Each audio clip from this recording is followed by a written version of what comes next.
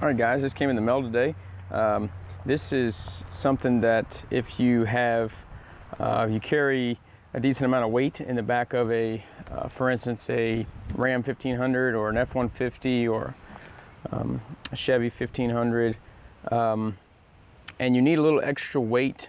Maybe you go pick up 20 bags of fertilizer and you got your trailer on there towing around a couple mowers, and it's just a little more weight than you would normally have on the truck. Well, to keep your truck safe and the ride stable going down the road, you don't want this to sag way down too far. That can be an issue, but not only that, but it's nice to have the extra capacity when you need it. So these will actually go right in between your springs on the rear, and the kit's it's really pretty affordable. I mean, it's only like 80 bucks, something like that, 80, 90 bucks. You can get it on Amazon. And we put this on our 1500s mainly because every once in a while we'll pull this 7-ton dump trailer. Now the trailer by itself weighs I think it's like 3750, so about 2 tons empty. Okay, now the reason we don't run F-250s and bigger trucks, because we do mainly all maintenance. We do full service maintenance, and instead of it just would be overkill for what we need. So we like to run the 1500s, and if we ever do need to pull it, we always make sure that we buy the 1500s with the 392 gears installed on the rear differential. So, by the way, if you're looking for the max towing capacity on the 1500, it's going to be with the 392 gears installed. So, most come with the 321 gears because everybody nowadays is concerned about gas mileage, but I don't buy a truck for gas mileage. I buy it to work, and which means probably not going to have good gas mileage if it's got some power and the right gears on it to tow. Normally, though, we're just running something like today. It rained and poured last night.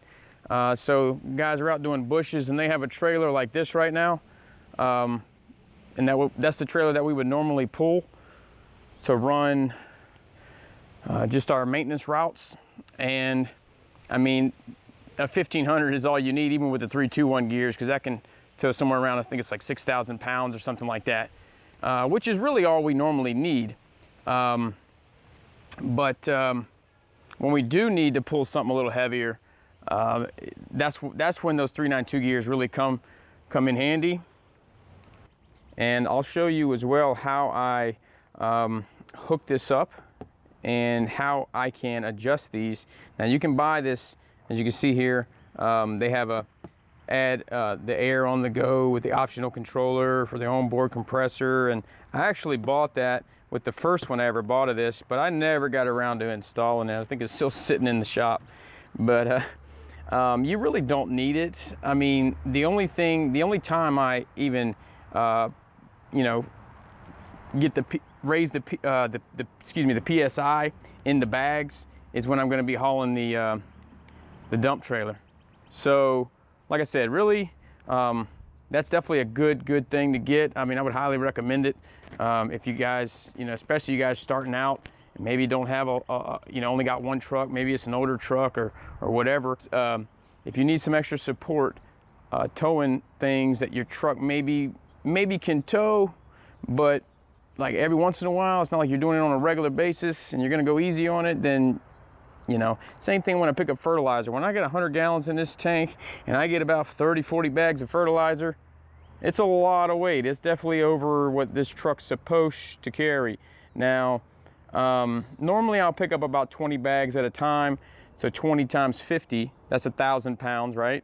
And then this tank plus another, you got the tank by itself plus the 100 gallons, that's 100 times 8, that's 800 pounds, plus the the dry weight of the tank, which I'm not sure what it is off the top of my head. It's got to be at least 400 or 500 pounds probably, maybe 300 or 400. But anyway, that's at least a couple thousand pounds in the back of here.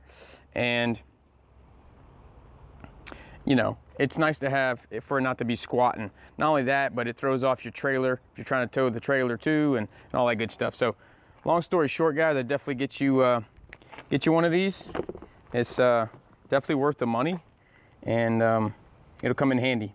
And I'll show you how I have this set up on our other truck. I'm about to put it on this one soon. This is a new truck, but the other truck that we have it on, I will show you how I install it. So all I got to do is hook up a little air hose.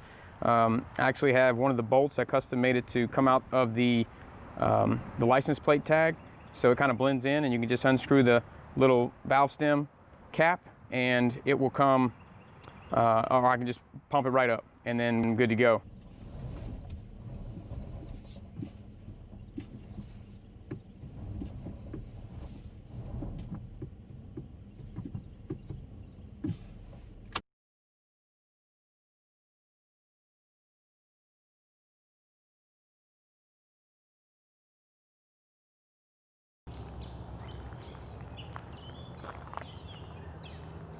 All right, you see how bad this rear back here is sagging? Let me zoom out. It's squatting way too much. That's because it doesn't have the airbags installed yet, but it will. I'll show you. On this truck, we got the airbags installed, and this thing doesn't squat no matter how much weight you put in it. And all I gotta do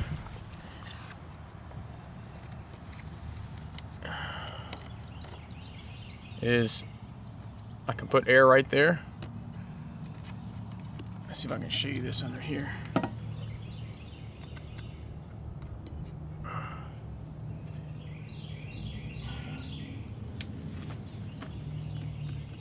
Can you see the airbags in the coil springs? That's what you stiffen up with, depending on what PSI you want to set it at. Works like a charm. Look forward to getting it on, installed on this new truck as well.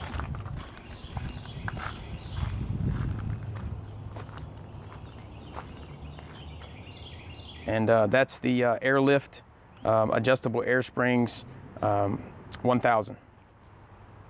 And I'll put a link in the description so you can check it out and see if it's not something that you might be able to use.